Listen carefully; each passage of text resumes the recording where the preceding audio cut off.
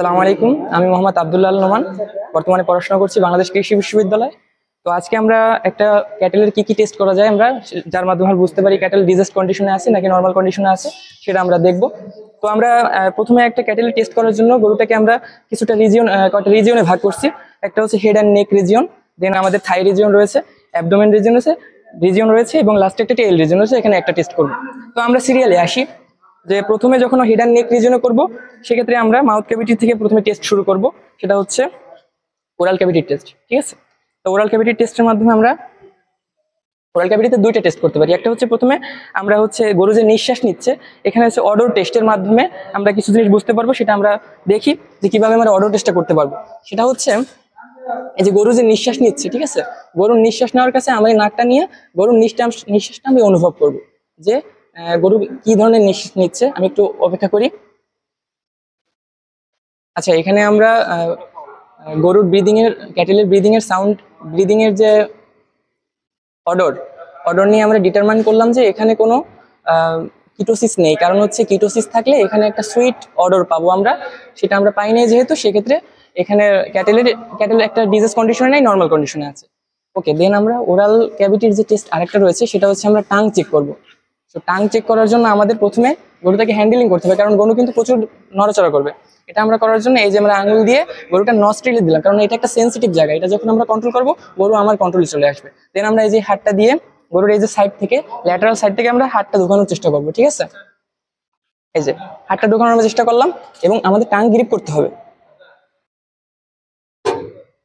এই যে দেখুন, আমরা টাংটা গ্রিপ করতে পারলাম, ঠিক আছে? তো আমরা এখানে টাং গ্রিপ করার মাধ্যমে চেক করতে পারি যে টাঙে কোনো ইনফ্লামেশন আছে কিনা, ইনফেকশন আছে কিনা, দেন এখানে কোনো কোনো লিশন আছে কিনা, যার মাধ্যমে আমরা কোনো ইনফেকশাস ডিজিজ ডিটারমাইন করতে পারি, কোনো ব্লিস্টার আছে কিনা।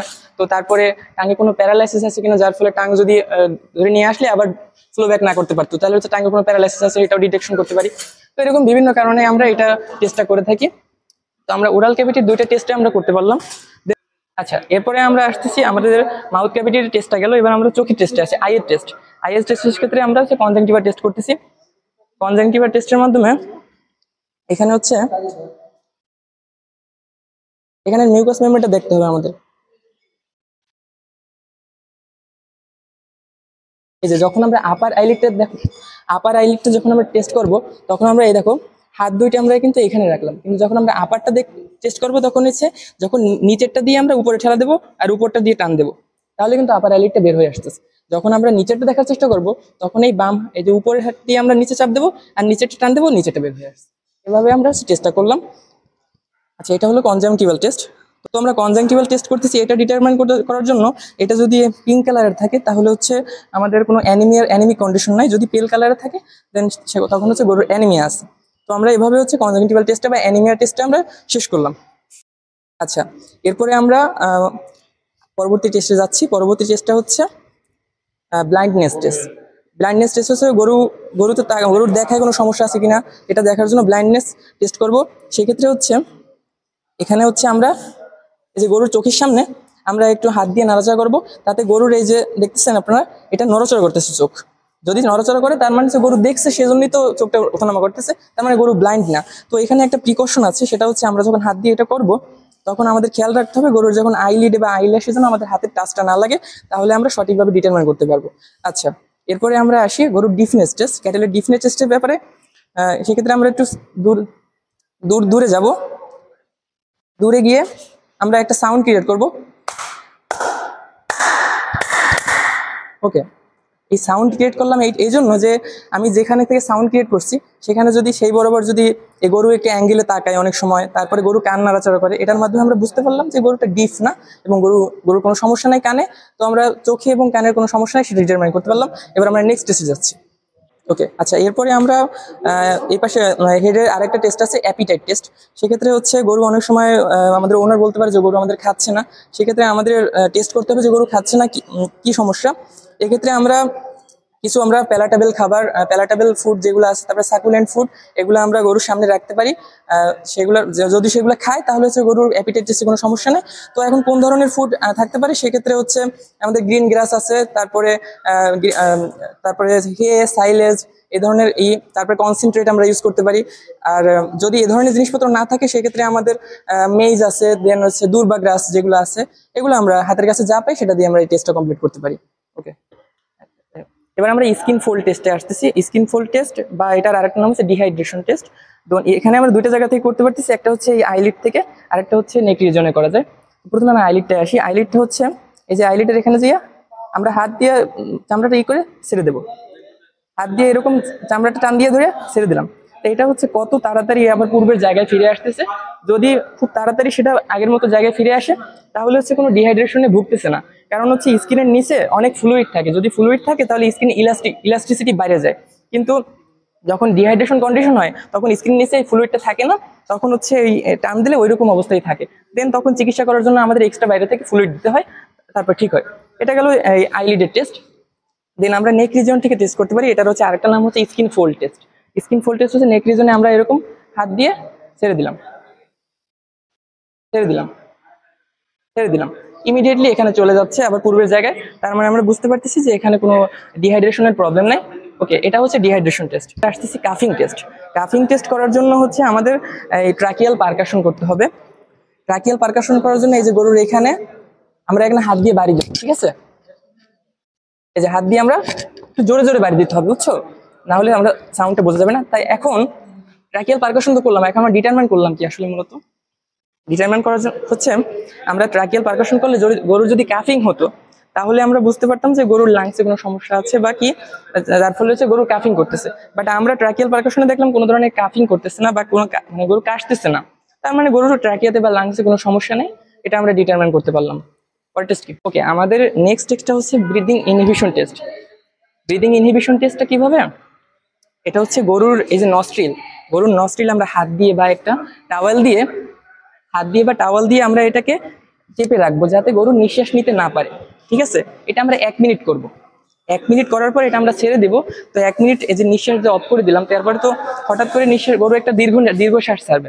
তো এটার মাধ্যমে আমরা কিছু জিনিস ডিটারমাইন করতে পারি যে গরুর যদি কাফিং হয়, মানে লাংসে যদি কোনো লাংসের সমস্যা থাকে তাহলে যে 1 মিনিট যে ছেড়ে দিলাম তারপরে হচ্ছে গরুর কাফিং হবে, একটা জিনিস। তারপর দ্বিতীয় ডিটারমিনেশন হচ্ছে গরুর ধরো অ্যাবনর্মাল কোনো সাউন্ড আছে, সেক্ষেত্রে আমরা নর্মালি অনেক সময় শোনা যায় না, কিন্তু এই যে দীর্ঘশ্বাস ছাড়লো এখানে কিন্তু সাউন্ডটা অ্যাম্পলিফাই হয়ে গেল। অ্যাম্পলিফাই হওয়ার ফলে আমরা ইজিলি ডিটেক্ট করতে পারতেছি। দ্বিতীয় আরেকটা ডিটারমাইন করা যায়, সেটা হচ্ছে এই যে হঠাৎ করে ছাড়লাম গরু একটা ঘন ঘন শ্বাস ছাড়তেছে, তো এই যে ঘন ঘন শ্বাস ছাড়ার পর থেকে নর্মাল রেসপিরেশনে যাইতে কতটুকু সময় লাগতেছে এটাও আমরা ডিটারমাইন করতে পারি। এই 3টে জিনিস আমরা করতে পারতেছি। আমাদের হেড অ্যান্ড নেক রিজিয়নের টেস্ট কিন্তু শেষ হয়ে গেছে। এবার আমরা আসতেছি এই থাই রিজিয়নের টেস্ট। থাই রিজিয়নের টেস্টে আছে প্রথমে আছে জোন টেস্ট, জোন টেস্ট বা ব্যাক গ্রিপ টেস্ট, ঠিক আছে? এটা হচ্ছে এই যে গরুর এই যে এই পজিশনে আমাদের এইটা এই যে চামড়াটা হচ্ছে মুট করে ধরতে হবে, মুট করে ধরে চাপ দেবো, এরকম চাপ দেবো। তো এরকম চাপ দেওয়ার ফলে যদি গরুর কোনো অ্যাবনর্মাল কন্ডিশন থাকে তাহলে হচ্ছে গরু এরকম দাঁড়াই থাকবে, কিন্তু গরু যদি নর্মাল থাকে তাহলে ওই পর্যায়ে চাপ দিলে গরুটা বসে যাবে, বসে গেলে সেটা হচ্ছে নর্মাল, ঠিক আছে? তো গরুটা হচ্ছে নর্মাল কন্ডিশনে আছে। আচ্ছা, এরপরে আমাদের 2টা টেস্ট শেষ করছি, একটা হচ্ছে হেড অ্যান্ড নেকের এবং হচ্ছে থাইয়ের টেস্ট শেষ করছি। এবার আমাদের অ্যাবডোমেনের টেস্ট রয়েছে, 3টা টেস্ট আমরা অ্যাবডোমেনে করবো, আজকে 3টা করবো, টোটাল 4টা টেস্ট। তো অ্যাবডোমেনের টেস্টটা প্রথম টেস্টটা হচ্ছে স্প্লিনোমেগালি, তারপর হচ্ছে হিপাটোমেগালি, দেন হচ্ছে রুমেন মোটালিটি টেস্ট, আর একটা হচ্ছে অ্যাসাইটিস টেস্ট আছে যেটা আমরা আজকে দেখাচ্ছি না। তো প্রথমে আমরা আসি হিপাটোমেগালি। হিপাটোমেগালি হচ্ছে গরুর ডান সাইড থেকে করতে হয়, আর স্প্লিনোমেগালি এবং রুমেন মোটালিটি টেস্ট বাম সাইড থেকে করতে হয়। তো আমরা প্রথমে হিপাটোমেগালি করার জন্য এই যে ফ্ল্যাঙ্ক রিজিয়ন রয়েছে, এই ফ্ল্যাঙ্ক রিজিয়নে আমরা যে হাত দিয়ে জোরে পারকাশন করবো, ডিপ পালপেশন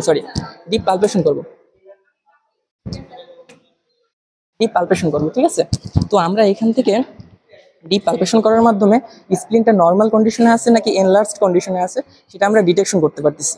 আচ্ছা, এরপরে হচ্ছে আমরা স্প্লিন না, এটা হচ্ছে আমরা ডান সাইড থেকে করতেছি লিভার আমাদের এনলার্জ কন্ডিশনে আছে নাকি নর্মাল কন্ডিশন আছে সেটা ডিটেকশন করতে পারি। যদি নর্মাল লিভার হতো তাহলে আমরা ইজিলি এটা ডিটেক্ট করতে পারতাম না, কারণ হচ্ছে এই যে লাস্ট ট্রিপের বাইরে থেকে ওটা ধরা যায় না। কিন্তু যদি এনলার্জড লিভার হয় সেক্ষেত্রে আমরা এখানে হাত দিয়ে অনুভব করতে পারবো এবং সেখানে একটা রাউন্ডের একটা এবং থিকেন্ড লিভার আমরা অনুভব করতে পারবো, যার ফলে আমরা আইডেন্টিফাই করতে পারবো যেটা একটা হেপাটোমেগালি।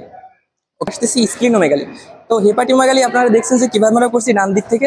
তো এটা আমরা একইভাবে করবো, আমরা বাম দিক থেকে শুধুমাত্র করব। বাম দিক থেকে করার মাধ্যমে এই যে ফ্ল্যাঙ্ক রিজিয়ন, এই ফ্ল্যাঙ্ক রিজিয়নে আমরা এখানে প্রেস করব। এটা এক শুধুমাত্র বাম দিক থেকে করবো। এখানে আমরা প্রেস করার মাধ্যমে এখানে আমরা স্প্লিনটা এনলার্জ কিনা সেটা অনুভব করার চেষ্টা করবো। যদি এনলার্জ হয় সেগুলো আমাদের হাতেও অনুভব করতে পারবো, আর না হলে তো পারবো না। তো এটা গেলো স্প্লিনোমেগালি। দেন আমাদের বাম পাশ থেকে আরেকটা টেস্ট করতে হবে, সেটা হচ্ছে rumen motility test. Rumen motility টেস্টের কারণে আমাদের হাতটা আমরা এরকম মুভ করে এখান থেকে জোরে ফ্ল্যাঙ্ক রিজিয়নে জোরে আমরা এরকম। এখন এখানে একটা কাহিনী আছে, এখানে আমরা যে জোরে আমরা পারকাশন করতেছি, এখানে রুমেনে একটা আউটফ্লো আসবে, ব্যাকফ্লো আসবে। যখন আমরা সেই ব্যাকফ্লোটা অনুভব করতে পারবো, তখন থেকে আমরা সময় গণনা করা শুরু করব। সময় গণনা করে আমরা 3 মিনিট অপেক্ষা করব। 3 মিনিট অপেক্ষা করার পরে যদি 3 মিনিটে রুমিনাল মোটালিটি হচ্ছে 2বার আমরা অনুভব করতে পারি, তাহলে হচ্ছে গরুটা নর্মাল কন্ডিশনে আছে। আর যদি তার থেকে আমরা বেশি পেয়ে যাই, তাহলে বুঝতে হবে রুমিনাল মোটালিটি বেশি হচ্ছে, যেটা হচ্ছে ডায়রিয়ার সাইন। আর যদি 3 মিনিটে 2বারের থেকে কম হয়, তাহলে হচ্ছে সেটা হচ্ছে কনস্টিপেশনের সাইন, রুমিনাল মোটালিটি হচ্ছে না। ওকে, একেবারে ভিডিও শেষ পর্যায়ে চলে এসেছে। আমাদের একটা রিজিয়ন বাকি রয়েছে, সেটা হচ্ছে টেইল রিজিয়ন। টেইল রিজিয়নে আমরা একটা টেস্ট করবো, সেটা হচ্ছে উইকনেস টেস্ট। উইকনেস টেস্ট করার জন্য আমাদের এই যে টেইলটা ধরলাম, টেইলটা ধরার পরে এটা হচ্ছে জোরে টান দেবো এদিকে, না সরি আরেকটু উপর থেকে এটা জোরে টানবো। টানার পরে ছেড়ে দিলে যদি অ্যানিমালটা যদি আবার পূর্বের অবস্থায় ফিরে যায় ইমিডিয়েটলি, তাহলে বুঝতে হবে যে গরুটা উইক না, গরুটা স্ট্রং কন্ডিশনে আছে। আর যদি গরুর উইকনেস হয়, সেক্ষেত্রে হচ্ছে অ্যানিমালটা আগের জায়গায় ফিরতে পারবে না, মানে গরু তো উইক, গরুর গায়ে শক্তি নেই, এটা আর কি। এভাবে আমরা 4টা রিজিয়নের টেস্ট দেখলাম। প্রথমে আমরা থোরাক্স রিজিয়ন করলাম, প্রথমে আমরা হেড নেক করলাম, তারপরে থোরাক্স করলাম, অ্যাবডোমেন করলাম, লাস্টে টেল রিজিয়ন। এভাবে আমাদের স্পেশাল টেকনিকগুলো শেষ হলো।